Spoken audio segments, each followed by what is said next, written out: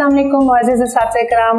आज हमने जिस हर्फ को लिखना सीखा, पढ़ना सीखा, वो है ज़ा ज़े।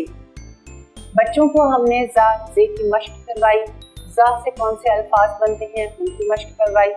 ज़ा ज़ेबरा, ज़ा ज़राफ़ा। बच्चों को पहचान करवाने के लिए ज़ू के बहुत सारे चिड़ियाघर में जो जानवर होते हैं उनके मुख्तलिफ जानवरों के कार्ड्स मिलते हैं। हम उनकी मश्क इस तरह से करवा सकते हैं कि ज़राफ़ा को बड़ा कर दें या सिर्फ ज़राफ़ा सामने बोर्ड के ऊपर चिपका दें।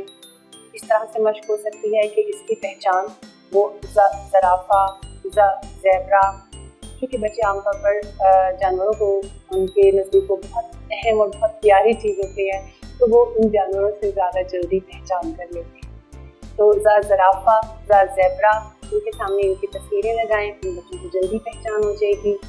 ज़ा ज़े को लिखना हमने सीखा कि बिल्कुल रे की तरह है, सिर्फ उनको इस बात को बार बार उनको याद करवाना है कि इसकी अलामत को आप याद रखिए। जैसे रे को हमने लिखा, उसके ऊपर कोई अलामत नहीं थी। अड़े के ऊपर तोय थी, वो एक अलामत उसकी याद दिखाने के लिए थी। ज़ा ज़े को हम इस तरह से याद कर सकते हैं कि बिल्कुल रे की तरह है लेकिन उसके ऊपर लिखा है। बच्चों को हम ये ज़हन नशीन करवाने के लिए उसी तरह से रेत के ऊपर लिख के दिखा सकते हैं, मुख्तलिफ बड़े कार्ड्स बनवा सकते हैं। ये वीडियो भी आपके लिए बहुत मुआविन साबित होगी। इंशाल्लाह ताला अगले सबक के साथ फिर हाजिर होंगे, तब तक के लिए अल्लाह हाफिज़।